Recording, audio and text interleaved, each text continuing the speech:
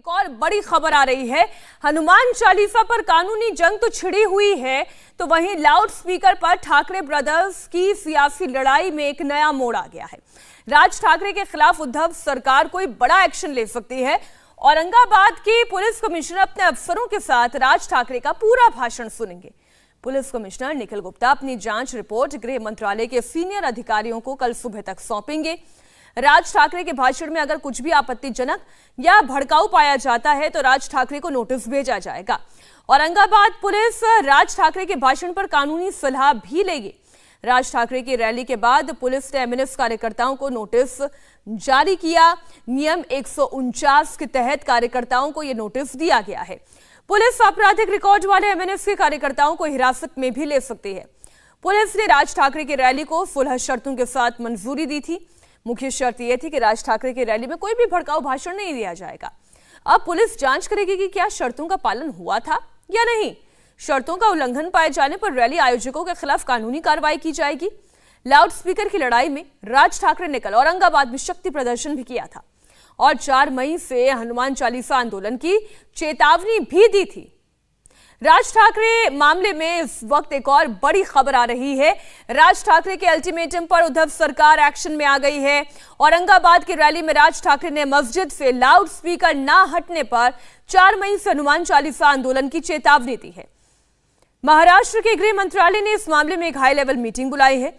गृह मंत्री दिलीप वलसे पाटिल ने मंगलवार को यह बैठक बुलाई। इस मीटिंग में गृह विभाग और पुलिस के सीनियर अधिकारी शामिल होंगे। बैठक में राज ठाकरे के औरंगाबाद में दिए गए भाषण पर चर्चा होगी और राज्य में कानून व्यवस्था बनाए रखने के उपायों पर भी रणनीति बनाई जाएगी। औरंगाबाद की रैली में राज ठाकरे ने महाराष्ट्र सरकार को एक बार फिर अल्टीमेटम दिया। राज ठाकरे ने कहा कि 3 मई को ईद है, 4 मई तक मस्जिदों से लाउड स्पीकर हट जाने चाहिए।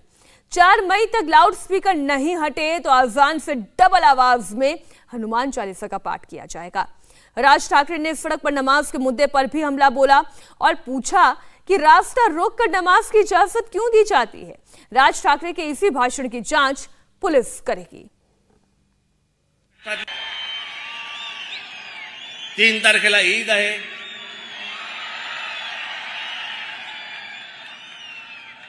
त्यांच्या सणामध्ये मला कुठच्याही प्रकारचं विष कालवायचं नाही।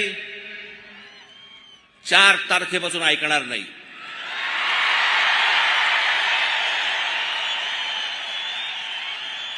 माझी महाराष्ट्रातल्या सर्व तमाम हिंदू बांधवांना भगिनींना माझी विनंती आहे, हात जोडून विनंती आहे, जिथे जिथे यांचे लाऊडस्पीकर लागतील त्यांच्या समोर दुप्पट आवाजाने तिथे हनुमान चालीसा तुमची लागलीच पाहिजे। लाऊडस्पीकर हा सामाजिक विषय आहे, हा धार्मिक विषय नव्हे। आणि लाऊडस्पीकर या विषयाला जर समजा तुम्ही धार्मिक वळण देणार असाल तर त्याचं उत्तर आम्हाला धर्मानेच द्यावं लागेल, एवढं पण तुम्ही लक्षात ठेवावं।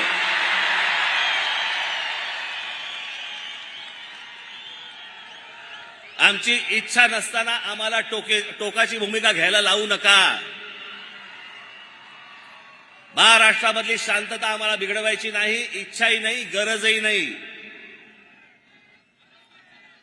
परंतु जर समजा उत्तर प्रदेशमध्ये जर समजा लाऊडस्पीकर जर उतरवले जाऊ शकतात तर माझ्या महाराष्ट्रात का नाही उतरवले जाऊ शकत। तमाम हिंदू बांधवांना भगिनींना माझी विनंती आहे, हात जोडून विनंती आहे, जिथे जिथे यांचे लाऊडस्पीकर लागतील त्यांच्या समोर दुप्पट आवाजाने तिथे हनुमान चालीसा तुमची लागलीच पाहिजे। रस्त्यावरती येऊन तुम्ही नमाज पढ़ताय, कोणी अधिकार दिले तुम्हाला? राज ठाकरे के कल औरंगाबाद में दिए गए भाषण के कुछ अंश हमने आपके सामने रखे।